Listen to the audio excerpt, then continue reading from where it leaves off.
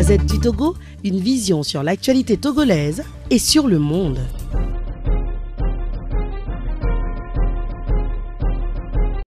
Il faut se souvenir que les UST, dès la première édition des Universités sociales du Togo, dès la première édition en octobre 2016, avaient comme première recommandation l'aboutissement du processus de décentralisation. Par rapport à cette priorité des actions des Universités sociales du Togo, nous avons rencontré en janvier le ministre de l'administration territoriale et de la décentralisation. Et en février, nous avons organisé en interne une formation sur la décentralisation.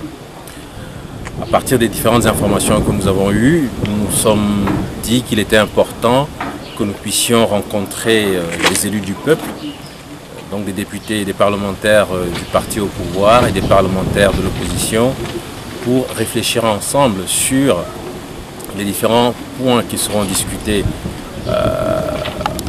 à l'Assemblée nationale à la prochaine rentrée parlementaire, et ces points vont donc concerner le processus de décentralisation. C'est pour cette raison donc que nous nous sommes retrouvés aujourd'hui avec les parlementaires, les partenaires du Togo qui interviennent dans le processus de décentralisation et la société civile. Le but a-t-il été atteint? Le but a été atteint. Malheureusement, les députés du parti UNIR n'ont pas pu faire le déplacement. Pourtant, hier, nous avions reçu l'assurance que les 14 députés invités seraient présents. Toutefois, tous les autres parlementaires étaient présents. Les partenaires du Togo, comme la GIZ, l'Union européenne, l'ambassade du Sénégal, étaient présents, ont assisté aux discussions. La société civile était représentée par l'intermédiaire notamment des Universités sociales du Togo et par l'intermédiaire du groupe des 6 organisations de la société civile. Et cela a vraiment permis un échange très très riche entre parlementaires et société civile. Et cela nous a permis de mettre encore plus de lumière sur les insuffisances du processus, de mettre en lumière les difficultés auxquelles nous aurons certainement à faire face si le processus continue en l'état jusqu'aux prochaines élections locales. Beaucoup d'interrogations. Il était aujourd'hui question de débattre sur un sujet d'intérêt national. Donc toutes les velléités partisanes devaient être mises de côté, devaient être totalement éteintes pour qu'on puisse ensemble réfléchir sur ce processus qui est si important pour le développement de notre nation. Je pense que tout le monde s'accorde aujourd'hui pour dire que la décentralisation est un passage obligé vers le développement local.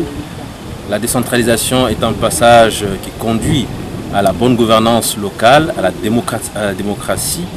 Et donc, si en tant que Togolais, en tant que patriote, on a comme objectif le développement de la nation, il faut ensemble réfléchir pour voir ce qu'on peut faire pour que ce processus de décentralisation soit bien conduit, pour qu'à terme, ce soit le Togo qui gagne.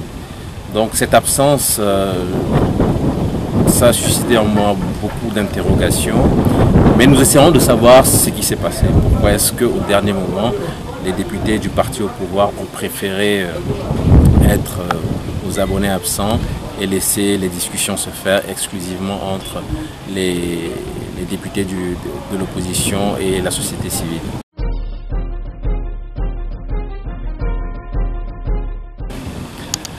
Moi, je reste optimiste. Je sais qu'il y a beaucoup de difficultés. Je suis assez conscient quand même qu'il va falloir continuer à se battre. Il y a beaucoup de difficultés. Mais à terme, je pense que c'est le Togo qui va gagner et c'est le Togo qui gagnera. Merci. Merci à vous. La Gazette du Togo, une vision sur l'actualité togolaise et sur le monde.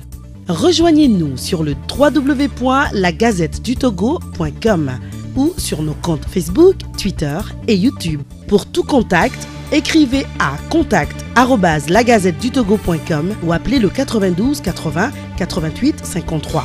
La Gazette du Togo, c'est l'information en continu.